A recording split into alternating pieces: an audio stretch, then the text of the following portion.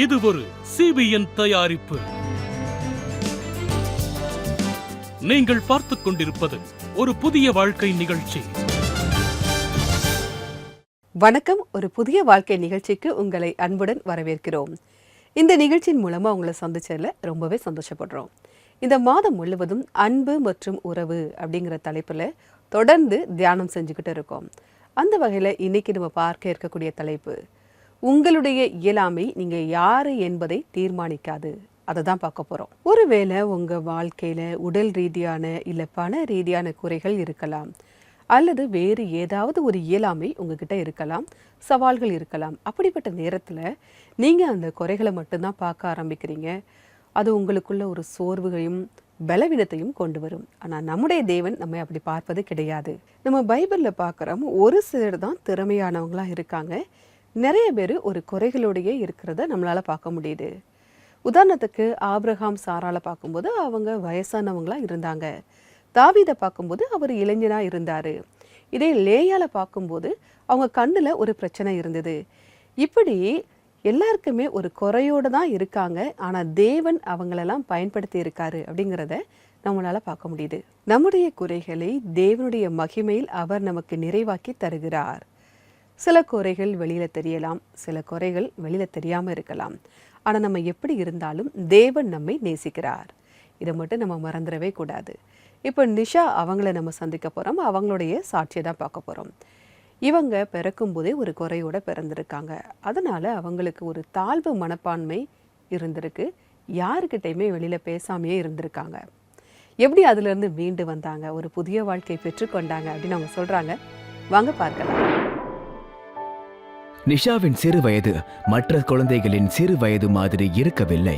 நான் பிறந்தப்ப சில குறைகளோட தான் பிறந்தேன். மற்றவங்க என்னை பார்க்குறப்ப எனக்கு அது வித்தியாசமா இருந்துச்சு. ஏன்னா அவங்க என்னை ஒரு மாதிரி பார்த்தாங்க. நான் ரொம்பவே தாழ்வு மனப்பான்மைக்குள்ள போனதுனால நான் ரொம்பவே ஏமாற்றத்தோட இருந்தேன். நான் வளர வளர என்னோட மனசுல பல கேள்விகள் வந்துச்சு. அதோட மற்றவங்களுக்கு முன்னாடி போறதுக்கு கூட நான் வெட்கப்பட்டேன். அது எனக்கு ரொம்ப அச்சத்தை கொடுத்தது. நிஷாவினுடைய உடலில் இருந்த குறையும் கூட அவரை பாதிக்க தொடங்கியது. நான் வளர வளர அதே கேள்விகள், அதே எல்லா விஷயங்களும் இருந்துச்சு. மத்தவங்க கேட்ட கேள்விகள் எனக்குள்ள ஆழமா பதிஞ்சுது. என் மனசுலயும் அந்த தாழ்வு மனப்பான்மை வந்துருச்சு. இந்த தாழ்வு மனப்பான்மையால என்ன நானே ரொம்ப தாழ்வா நினைக்க ஆரம்பிச்சேன். ஒரு கட்டத்துல என்ன நான் நேசிக்கிறதையே விட்டுட்டேன். அன்பு பூரணமான விஷயங்கள் மேலதான் காட்டணும்னு நான் நினைச்சேன். எனக்குமே அப்படிதான் தோணுச்சு. அது மட்டும் இல்லாம கடவுளும் அப்படிதான் நினைச்சாருன்னு எனக்கு தோணுச்சு. இந்த எல்லா கேள்விகளோடும் கூட நிஷா தொடர்ந்து வளர்ந்தார். இப்படிப்பட்ட கேள்விகளால நான் வருத்தப்பட்டு நான் ரொம்பவே சோர்ந்து போயிட்டேன். அப்படியே அந்த சோர்வுலயே நான் வாழவும் தொடங்கிட்டேன். ஒரு நாள் என்னோட கசின் என்கிட்ட வந்து என் கூட ஜபத்துக்கு வரியான்னு கேட்டாங்க. சர்ச்சுக்கு வரியான்னு கேட்டாங்க. இல்ல, என்னால முடியாது, அங்க வந்தாலும் ஆட்கள் இருப்பாங்க, அவங்க சொல்றத ஏத்துக்க முதல்ல என் மனசு தயங்குச்சு. ஆனா அவங்க என்ன வற்புறுத்தினால அவங்க கூட நான் போனேன். அங்க போற வரைக்கும் எல்லாமே நல்லா தான் இருந்துச்சு. ஏன்னா அங்க போனப்ப ஜபம் நடந்துகிட்டு இருந்ததுனால எல்லாரும் கண்களை மூடி இருந்தாங்க. கண்கள் மூடி இருந்த வரைக்கும் என்னோட மனசுல எந்த பயமும் இல்ல. அவங்க கண்களை திறந்தப்ப எல்லோரும் என்ன பார்ப்பாங்க. அதுக்கு பிறகு என்னை பார்த்து ஒரு 10 கேள்விகள் கேட்பாங்க. பிறகு அதே கதை இருக்கும். எப்படி இது ஆச்சு, இவ ஒரு பொண்ணு, அதே கேள்விகள். எனக்கு மனசு பயமா இருந்துச்சு. ஆனால் ஜெபம் முடிந்த போது நிஷா யோசித்த மாதிரி எதுவுமே நடக்கவில்லை. ஜெபம் முடிஞ்சதுக்கு பிறகு ஒருத்தர் இன்னொருத்தரை சந்திக்க தொடங்கினாங்க. ஒருத்தர் இன்னொருத்தரை இன்னொரு முறை சந்திச்சப்போ என்ன சந்திக்கிற நேரமும் வந்துச்சு. என்ன சந்திச்சாங்க. அவங்க என்கிட்ட பேசினப்ப ரொம்ப அன்பா பேசுறத நான் பார்த்தேன். என்ன அவங்க ஒரு வித்தியாசமான பார்வையே பார்க்கல. வெளியில உள்ளவங்க என்னை பார்த்த பிறகு 10 கேள்விகள் கேட்பாங்க. அப்படி எதுவுமே இல்லை. மற்றவங்க கிட்ட அவங்க எப்படி நடந்துப்பாங்களோ அதே மாதிரி தான் அவங்க என்கிட்டயும் நடந்துக்கிட்டாங்க. நான் மற்றவங்களை விட வித்தியாசமா இருக்கேங்கிற மாதிரியே எனக்கு தெரியல. ரொம்ப அன்பா என்கிட்ட பேசினாங்க. அந்த விஷயம் என் மனசை தொட்டுருச்சு. அது எப்படி இருந்துச்சுன்னா, ஒரு இருட்டு ரூம்ல சின்ன விளக்கோட வெளிச்சம் நிறைய வெளிச்சம் தர மாதிரி என் மனசுல ரொம்ப சந்தோஷம் வந்துருச்சு. இது எப்படி இப்படி ஆட்கள் இருக்காங்க, என்னை பார்த்துட்டு எந்த ஒரு கேள்வியுமே கேட்கல. எனக்கு அது புத்துணர்வா இருந்தது. இந்த மகிழ்ச்சியோடு கூட நிஷா திரும்பி வந்தார். பிறகு அவர் கொஞ்சம் கொஞ்சமாக ஜபத்திற்கு போகத் தொடங்கினார். அங்கே அங்கே நான் போனது எனக்கு சந்தோஷமா இருந்ததுனால மறுபடியும் அங்கே நான் போக ஆரம்பித்தேன். அங்கே ஆராதனைக்கு போனேன், ஜெபத்துக்கு போக ஆரம்பித்தேன். உண்மையாகவே இந்த ஜனங்கள் என் மேலே இவ்வளவு அன்பு காட்டுறாங்கன்னா அந்த அன்பை பற்றி இவங்களுக்கு சொல்லித்தந்த கடவுள் என் மேலே எவ்வளவு அன்பு காட்டுவாருன்னு தோணுதுக்கு பிறகுதான் நான் தெரிஞ்சுக்கிட்டேன். எனக்கு அது ரொம்ப உத்வேகமாக இருந்துச்சு. இந்த விஷயம் ரொம்ப சந்தோஷமா இருந்துச்சு. ஏன்னா தேவன் தான் நம்மளை படைச்சாரு, நாம அவரோட படைப்பா இருக்கோம். அவர் என் மேல அன்பு காட்டி இருக்காருன்னு நான் தெரிஞ்சுக்கிட்டேன். என் மேல அன்பு காட்டுறதையே நான் மறந்து போயிருந்தேன். தேவன் என் மேல அன்பு காட்ட மறுபடியும் எனக்கு ஞாபகப்படுத்திட்டாரு. என் மேல நான் அன்பு காட்ட தொடங்கினப்ப மற்றவங்களுக்கு முன்னாடி வரக்கூடிய நம்பிக்கை எனக்குள்ள வந்து வர ஆரம்பிச்சேன். மற்றவங்க கிட்ட பேச தொடங்கினேன், மற்றவங்களுக்கு முன்னாடி நிக்க தொடங்கினேன். என் மனசுல இருந்த அந்த தாழ்வு மனப்பான்மை எனக்குள்ள இருந்து கண்டிப்பா போயிடுச்சுன்னு சொல்லலாம். நிஷா தேவனுடைய அன்பில் தொடர்ந்து வளர்ந்தார். அப்பொழுது தேவன் அவரை மிகவும் ஆசீர்வதிக்கச் செய்தார். இவ ஒரு பொண்ணு, இவளுக்கு திருமணம் நடக்குமா நடக்காதான்னு மற்றவங்க சொல்லிக்கிட்டு இருந்தாங்க. ஆனா நான் தேவனுக்கு நன்றி சொல்றேன். நான் ஜெபம் செஞ்சேன். அப்போ உண்மையாவே தேவன் என்னை நேசிக்கிற, நான் இருக்கிற மாதிரியே என்ன அப்படியே ஏத்துக்கிற ஒரு கணவரை எனக்கு தந்தாரு. அதுக்காக நான் தேவனுக்கு நன்றி சொல்றேன். எனக்கு கல்யாணம் பாஸ்டர் கூட நடந்துச்சு. தேவனுக்கு பயந்து நடக்கிற நபர் கூட நடந்ததுனால இன்னைக்கு நாங்க 2 பேரும் சேர்ந்து தேவனோட ஊழியத்தை செய்யறோம். தேவன் எனக்கு ஒரு மகனையும் தந்திருக்காரு. அவரோட பேரு ஜோயல். நான் தேவனுக்கு அதுக்காகவும் நன்றி சொல்லிக்கிறேன். இப்ப தங்களை தாங்களே வித்தியாசம் பார்க்குற அந்த சகோதர சகோதரிகளுக்கு இதனால சொல்றது என்னன்னா, தேவன் உங்களையும் நேசிக்கிறத நீங்க ஞாபகம் வச்சுக்கோங்க. நீங்களும் உங்களை நேசிக்க கத்துக்கோங்க. என்ன நேசிச்ச மாதிரியே அவர் உங்களையும் நேசிக்கிறாரு. நன்றி நிஷா, உங்களுடைய சாட்சிக்காக நன்றி. நீங்க தொடர்ந்து பைபிள் படிக்கும்போது தேவனுக்குள்ள உங்களுடைய உண்மையான அடையாளம் என்ன அப்படிங்கிறத நீங்க தெரிஞ்சுக்கிட்டீங்க. அது உங்க வாழ்க்கையில முன்னேறுவதற்கு நம்பிக்கையை தந்திருக்கு. அதனால தேவனுக்கு ஸ்தோத்திரம். தேவன் உங்களை மேன்மேலும் ஆசீர்வதிப்பாராக. இன்னைக்கு ஒரு சுவாரஸ்யமான தலைப்புல தான் நம்ம பேசிக்கிட்டு இருக்கோம். நம்முடைய குறைகள் தான் நம்ம யாரு அப்படின்னு தீர்மானிக்குதா? நம்முடைய பலவீனங்கள் தான் நம்மளை ஒரு அடையாளமா இருக்குதா? பெரும்பாலும் உடல்ல ஒரு குறையோட இருக்காங்க அப்படின்னா, ஒரு மாற்றுத்திறனாளியா இருக்காங்க அப்படின்னா, அவங்க என்ன குறையோட இருக்காங்களோ அதை சொல்லி தான் நம்ம அவங்கள கூப்பிடுறாங்க. இப்போ சமூகத்தில் அப்படி தான் இருக்குது. அவங்க என்ன குறையோடு இருக்காங்களோ அப்படி தான் கூப்பிடுறாங்க. அதுவே அவங்களுடைய அடையாளமாக மாறுது. ஆனால் தேவன் நம்ம எப்படி பார்க்குறாரு தெரியுமா? பைபிளுடைய தொடக்கத்திலிருந்தே பார்க்குறோம். ஒவ்வொருத்தருக்கும் ஒரு ஒரு குறையோடு தான் அவங்க இருந்திருக்காங்க. மோசே திக்குவாய் உடையவராக இருந்திருக்காரு. கிதியோன் பயப்படுறவராக இருந்திருக்காரு. ஆனால் அவங்கள தான் தேவன் தெரிந்தெடுத்தார், தன்னுடைய மகிமைக்காக பயன்படுத்தினார் அப்படிங்கிறத பார்க்குறோம். அதாவது தன்னுடைய வாழ்க்கையையும் சூழ்நிலையும் நினைச்சு கவலைப்பட்டுக்கிட்டு இருந்த ஆண்களையும் பெண்களையும் தான் தேவன் தெரிந்தெடுத்தார், தன்னுடைய மகிமைக்காக பயன்படுத்தினார் அப்படிங்கிறத பார்க்குறோம். அப்புறம் நம்ம பார்க்கக்கூடிய இன்னொரு நபர் பவுல். பவுலை பற்றி சொல்கிறதா இருந்தால் சொல்லிக்கிட்டே போகலாம். பவுல் 13 புஸ்தகங்களை எழுதியிருக்காரு. ரொம்ப திறமையாக எழுதியிருக்காரு. ரொம்ப அறிவுபூர்வமாகவும் எழுதியிருக்காரு. அவரை மாதிரி அலைஞ்சதும் கிடையாது, அவரை மாதிரி கொடுமைகளை அனுபவிச்சதும் கிடையாது. ஆனால் தேவனுடைய வெளிப்பாடு அவருக்கு கிடைச்சிது. அவரை பற்றி சில வசனங்களை நான் உங்களுக்காக வாசிக்கிறேன். 2 கொரிந்தியர் 12ஆம் அதிகாரம் 8-9 வசனங்கள். அது என்னை விட்டு நீங்கும்படிக்கு நான் 3 தரம் கர்த்தரிடத்தில் வேண்டிக் கொண்டேன். அதற்கு அவர், என் கிருபை உனக்கு போதும், பலவீனத்திலே என் பலம் பூரணமாய் விளங்கும் என்றார். ஆகையால் கிறிஸ்துவின் வல்லமை என்மேல் தங்கும்படி என் பலவீனங்களை குறித்து நான் மிகவும் சந்தோஷமாய் மேன்மை பாராட்டுவேன். பவுலுக்கு நிறைய தரிசனங்களையும் வெளிப்பாடுகளையும் தேவன் தந்தாரு. ஆனால் அதற்கு பிறகு அவருக்கு ஒரு முள் கொடுக்கப்பட்டது. அது என்ன அப்படிங்கிறத தெளிவாக சொல்லலை. அதற்காக அவர் 3 தரம் ஜெபிக்கிறாரு. ஆனால் தேவன் சொல்றாரு, நான் இந்த முள்ளை உன்கிட்ட இருந்து எடுத்து போட மாட்டேன், உன்னுடைய பலவீனத்திலே என்னுடைய பலன் பூரணமாய் விளங்கும் அப்படின்னு சொல்றாரு. அப்போ பவுல் என்ன சொல்றாரு அப்படின்னா, சரி ஆண்டவரே, நான் தாழ்மையா இருப்பதற்கு இந்த முள் இருக்கட்டும், நீங்க என்னை, உங்களுடைய கிருபை என்னை பலப்படுத்தும் அப்படிங்கிறத அவர் சொல்றாரு. நம்முடைய செயலுமே இப்படிதான் இருக்கணும். ஒருவேளை நீங்க இன்னைக்கு இப்படிப்பட்ட ஒரு சூழ்நிலையில இருக்கீங்களா? உங்களுடைய குறைகளை நினைச்சு, பலவீனங்களை நினைச்சு நீங்க ரொம்ப வருத்தத்துல இருக்கீங்களா? இதை நினைச்சு நீங்க சபிச்சுக்கிட்டு இருக்கீங்களா? ஆனா தேவன் இன்னைக்கு உங்ககிட்ட ஒரு வார்த்தை சொல்றாரு, இதுதான் என்னுடைய திட்டம் அப்படிங்கிறது தான் அவர் சொல்றாரு. அதாவது உங்களுடைய பலவீனத்திலே தேவனுடைய பலன் பூரணமா விளங்கும். அப்போ இதை பார்க்குற மற்றவங்க எல்லாருமே கேட்பாங்க, உங்களுக்கு இப்படி ஒரு குறை இருந்தும் உங்களால் எப்படி இதை சாதிக்க முடிஞ்சுது அப்படின்னு உங்களை பார்த்து அவங்க ஆச்சரியப்படுவாங்க. அப்போ நீங்கள் தேவனை மகிமைப்படுத்த முடியும். உங்களுடைய குறைகளை நீங்கள் மறைக்காமல் அதை தேவனுடைய மகிமைக்காக உங்களால் வெளிப்படுத்த முடியும். தேவன் அந்த அற்புதத்தை செய்ய வல்லவராக இருக்கிறார். ஒருவேளை உங்களுக்கு இதில் ஜெப உதவி தேவை அப்படின்னா தயங்காமல் நீங்கள் எங்களுக்கு கால் பண்ணலாம். எங்களுடைய நம்பர் 9910401010. இந்த நம்பருக்கு நீங்கள் வாட்ஸ்அப்பும் அனுப்பலாம். உங்களுக்காக ஜெபிக்க நாங்கள் தயாராக காத்துக்கிட்டு இருக்கோம். இப்போது வருவது ஒரு சிறிய இடைவேளை. இடைவேளைக்கு பிறகு சேபியன் பிரேயர் லைனில் உங்களுக்காக ஜெபிக்க இருக்கிறோம். இடைவேளைக்கு பிறகு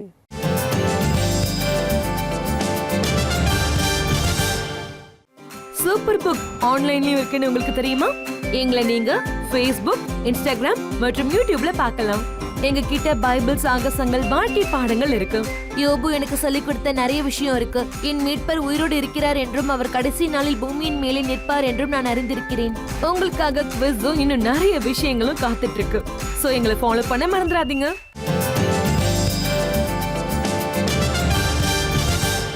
வெல்கம் பேக் டு ஒரு புதிய வாழ்க்கை. நம்முடைய பலவீனங்களில் தேவனுடைய பலன் பூரணமாய் விளங்கும் அப்படிங்கிறத பார்த்துட்ருக்கோம். இப்போ நம்முடைய ப்ரேயர் லைனில் சோஃபியா மற்றும் பாஸ்டர் பினாய் பாலன் அவங்க நமக்காக ஸ்பெஷலாக ப்ரேயர் பண்ண போகிறாங்க. வாங்க நாமும் சேர்ந்து ஜெபிக்கலாம். வணக்கம் நண்பர்களே, சிபிஎன் பிரேயர் லைன்ல உங்க எல்லாரையும் வரவேற்கிறேன். படிச்சு முடிச்சு நாம ஆபீஸ்க்கு போறோம். ஆனா பாராட்டு மற்றும் நட்புக்கு பதிலா மன அழுத்தம் தான் கிடைக்குது. சில நேரம் கூட வேலை பாக்குறவங்க கூட பிரச்சனை, இல்லனா பாஸ் கூட பிரச்சனை.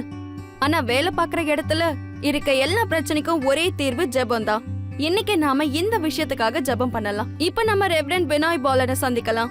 இவரு guide of centre for theology and leadership அகாடமியோட டீனா இருக்காரு. அதோட குழந்தைங்களுக்கு பாடம் எடுக்கிறது அவருக்கு ரொம்ப பிடிக்கும். Welcome pastor. Thank you Sophia. நான் வேலை பார்க்குற இடம் எனக்கு ரொம்ப பிடிக்கும். நாம வேலை பார்க்குற இடத்துக்கு போறப்ப பல நேரங்கள்ல நிறைய பிரச்சனைகளையும் சவால்களையும் நம்ம சந்திக்கிறோம்.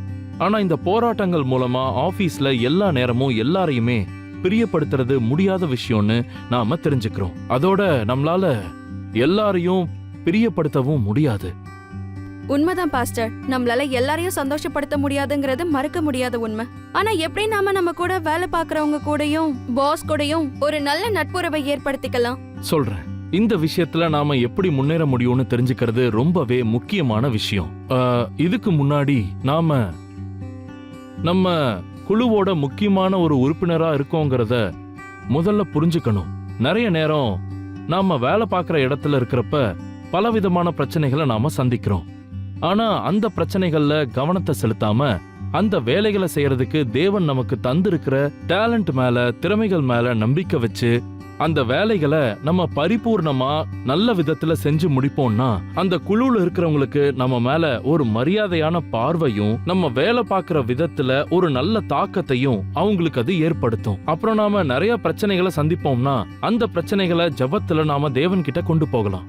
அப்போ தேவன் நம்மள நிச்சயமா ஆசீர்வதிப்பாரு. நமக்கு வேண்டியதை அவரு கண்டிப்பா தருவாரு. நம்ம அந்த நம்பிக்கையோட அவருக்கு ஜெபம் பண்ணணும். அது சரிதான் பாஸ்டர்.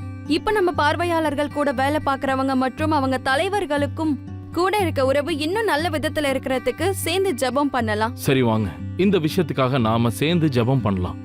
பிதாவாகிய தேவனே, இந்த அழகான நேரத்துக்காக நான் உங்களுக்கு நன்றி சொல்றேன்.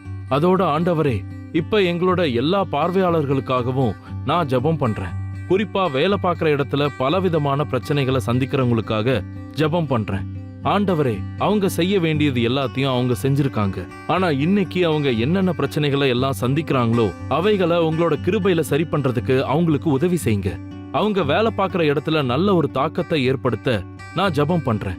அதோட நல்ல ஒரு நபராக உங்க சமாதானத்தை அவங்க வேலை பார்க்குற இடத்துல அவங்க வெளிப்படுத்தட்டும். அவங்கள நீங்க ஆசீர்வதிங்க ஆண்டவரே.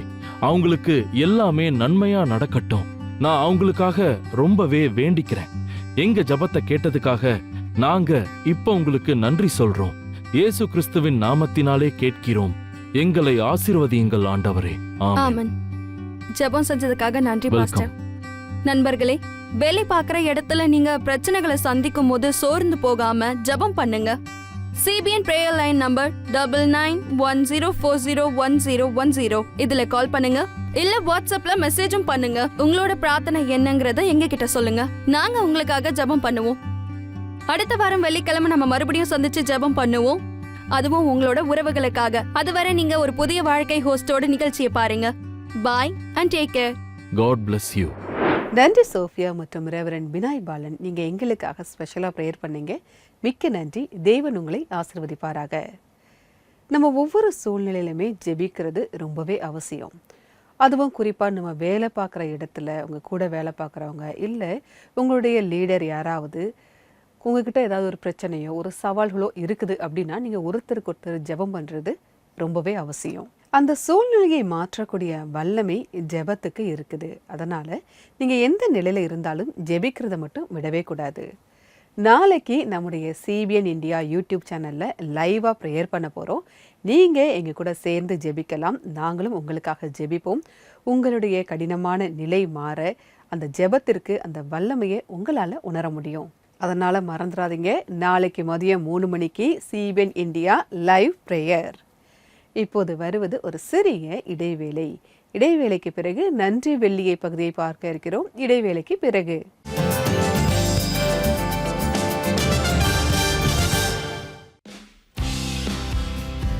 உங்களுக்காக ஜம்மு செயின்ட் பால் சர்ச்சில் இருந்தோம்.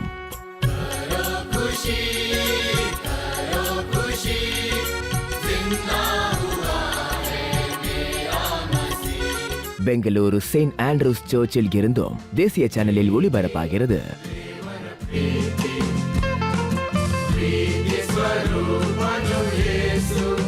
அதோடு கூட இந்த மாதம் குட் ஃப்ரைடே மற்றும் ஈஸ்டருடைய உண்மை காட்சிகள் மற்றும் பாடல்களை கலர்ஸ் டிவி மற்றும் சிபிஎன் இந்தியா யூடியூப் சேனலில் ஒரு புதிய வாழ்க்கை நிகழ்ச்சியில் மட்டுமே கண்டு களியுங்கள்.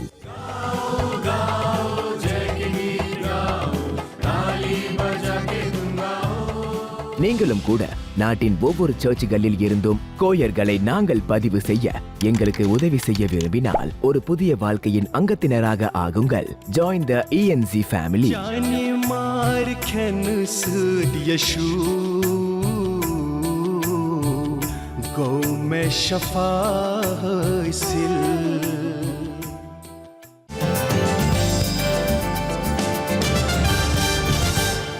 வெல்கம் பேக் டு ஒரு புதிய வாழ்க்கை. நம்முடைய குறைகள் நம்ம யாரு என்பதை தீர்மானிக்காது அப்படிங்கிறது தான் நம்ம இன்றைக்கான நிகழ்ச்சியில் பார்த்துட்ருக்கோம். பலவீனத்திலே என்னுடைய பலம் பூரணமாய் விளங்கும் அப்படின்னு தேவன் நம்மக்கிட்ட ஒரு வாக்குத்தத்தம் பண்ணியிருக்காரு. அதனால் நீங்கள் ஒரு நன்றி உள்ள இருதயத்தோட தேவன்கிட்ட போகணும். இப்போது நன்றி வெள்ளியை பகுதியை பார்க்க இருக்கிறோம். நீங்கள் அனுப்பியிருக்கக்கூடிய நன்றி சொல்லக்கூடிய மெசேஜஸ் எல்லாமே நான் உங்களுக்காக படிக்க போகிறேன். வாங்க பார்க்கலாம்.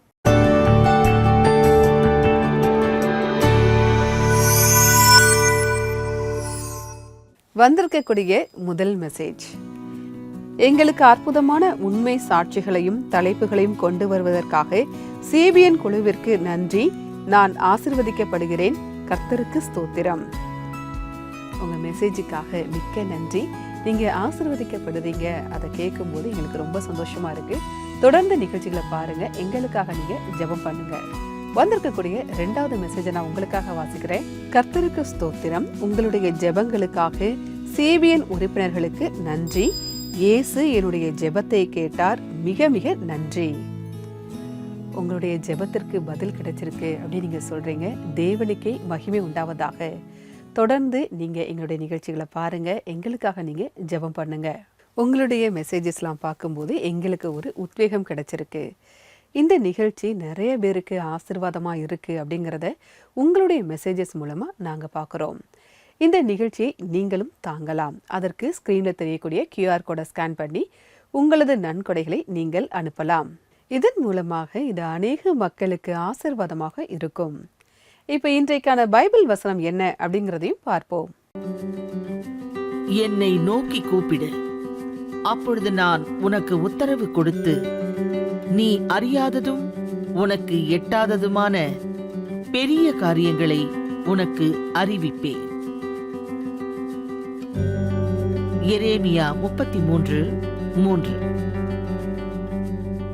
நம்ம தேவனை நோக்கி கூப்பிடும்போது அவர் நம்முடைய சத்தத்தை கேட்கிறார், நம்முடைய ஜெபத்திற்கு அவர் பதில் தருகிறார் அப்படிங்கிறத இந்த வசனத்தின் மூலமா நம்ம பார்க்குறோம். நீங்களும் உங்களுக்கு என்ன தேவையோ எந்த நிலையில இருந்தாலும் சரி, நீங்க அவர்கிட்ட ஜெபிக்கும் போது உங்களுக்கு அவர் பலனை தருகிறார். பவுல் எப்படி தேவன்கிட்ட ஜெபித்தாரோ அதே மாதிரி நீங்களும் அவர்கிட்ட ஜெபிக்க ஆரம்பிங்க. ஞாயிற்றுக்கிழமை ஒரு முக்கியமான நாள், குருத்தோலை ஞாயிறு அப்படின்னு உலகம் முழுக்க இதை கொண்டாடுறாங்க. ஆண்டவராகிய இயேசு கிறிஸ்து எருசலேமுக்குள்ள போகும்போது ஒலிவு மர கிளைகளை அசைச்சு அந்த மக்கள் எல்லாருமே வரவேற்றாங்க. இதை தான் நம்ம குருத்தோலை ஞாயிறா நம்ம ஞாபகமாக கொண்டாடிக்கிட்டு இருக்கோம். இதை பற்றிய ஒரு ஆராதனை பாடலை இப்போது பார்க்கலாம்.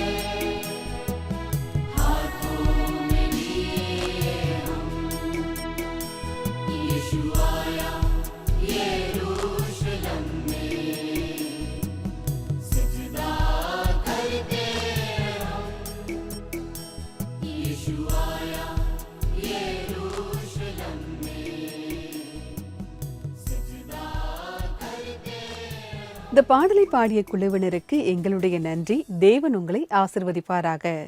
நிகழ்ச்சியுடைய நிறைவு பகுதிக்கு வந்துட்டோம்.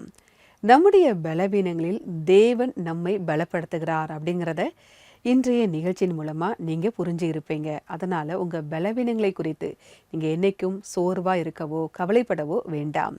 அவருடைய கிருபை நமக்கு போதும். இந்த வார இறுதி நாட்கள் உங்களுக்கு இனிமையாக அமையட்டும். நான் வேறொரு நிகழ்ச்சியில உங்களை சந்திக்கிறேன். அதுவரை கர்த்தருடைய கிருபை உங்கள் அனைவரோடும் கூட இருப்பதாக. God bless you.